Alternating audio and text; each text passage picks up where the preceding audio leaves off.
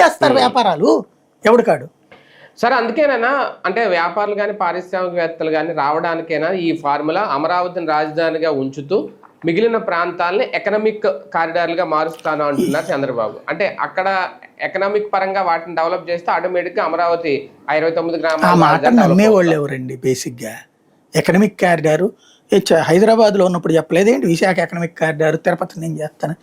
అవి ఆల్రెడీ కారిడార్లే. ఇది చేసింది ఏమైనా ఉందా దాంట్లో? Visakha already economic corridor. Vizag అనేది ఆంధ్రాలో ఎకనామిక్ కారిడార్కి చంద్రబాబు చేసాడే ఏంది? ఏనాడో జరిగింది కదా. ఆయన హైదరాబాద్ మీద కూర్చున్న రోజునే విశాఖపట్నం డెవలప్మెంట్ జరిగిపోయింది ఆంధ్రాలో అదృష్టవశాత్తు. తిరుపతి డెవలప్మెంట్ చంద్రబాబు నాయుడు ప్రారంభించలేదు. చంద్రబాబు నాయుడు ప్రారంభిస్తానన్నారు, వదిలేశాడు. రాజశేఖర రెడ్డి వచ్చాక అక్కడ భారీగా పెరిగింది. ఎందుకని? రాజశేఖర రెడ్డిని చూసాక కర్ణాటకను తమిళనాడులో వీళ్ళకున్న నెట్వర్క్ బ్యాచీలు వచ్చి అక్కడ ఇండస్ట్రీస్ పెట్టుకున్నారు కాబట్టి మ్యానుఫ్యాక్చరింగ్ సెక్టర్ పెట్టారు కదా. దాన్ని చంద్రబాబు తర్వాత బాగా ప్రమోట్ చేశారు. ఏది సెల్ ఫోన్ కంపెనీలు అవి తీసుకురావడం కానీ వీటిట్లలో.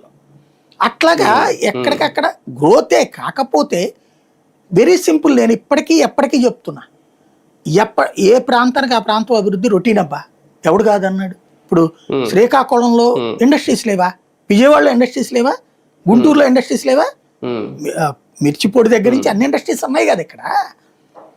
కానీ వాటి దగ్గరికి వెళ్ళి సెటిల్ అవుతున్నామా మనం?